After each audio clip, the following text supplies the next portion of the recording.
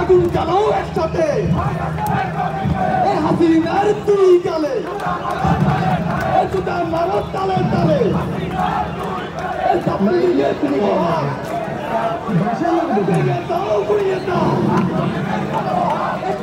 হাসিনার গদিতে লেগেছে লেগেছে রক্তে আগুন লেগেছে লেগেছে লেগেছে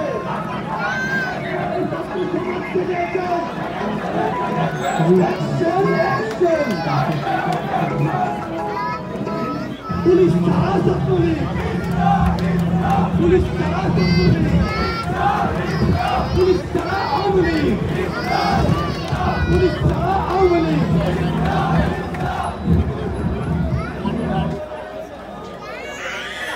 আগুন জ্বালো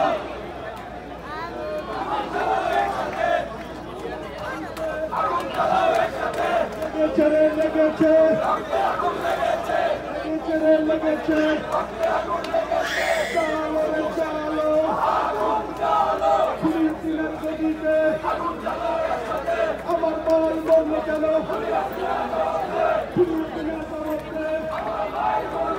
আমার বল বলল কেন চালো রে চালো সন্ত্রাসীদের গদিতে আম্বালিকের গদিতে অ্যাকশন অ্যাকশন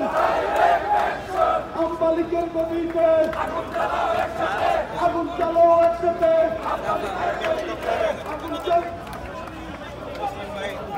কুত্তালে কুত্তালে এ চালো এ চালো শেখ হাসিনার গদিতে শেখ হাসিনার দুই গালে ছাত্রলীগের দুই গালে জুতা মারো তলে তলে শেখ হাসিনার গদিতে লেগেছে রে লেগেছে রক্তে আগুন লেগেছে একটা মিনিট করলে দশটা মিনিট করলে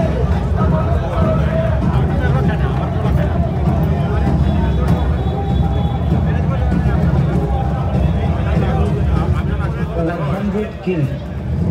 thousands injured, and a nationwide curfew. Bangladesh has been gripped by violence amid the ongoing protests against a controversial job quota system. According to reports, this week's clashes between the student demonstrators and the police has killed at least 105 people. The protests, triggered by a recent ruling of the Bangladesh High Court, are against a contentious quota system. The court recently reinstated a 30% quota for freedom fighters and their descendants in government jobs. This quota comes amid high youth unemployment, with nearly 32 million people out of work or education in the country, of a total 170 million people.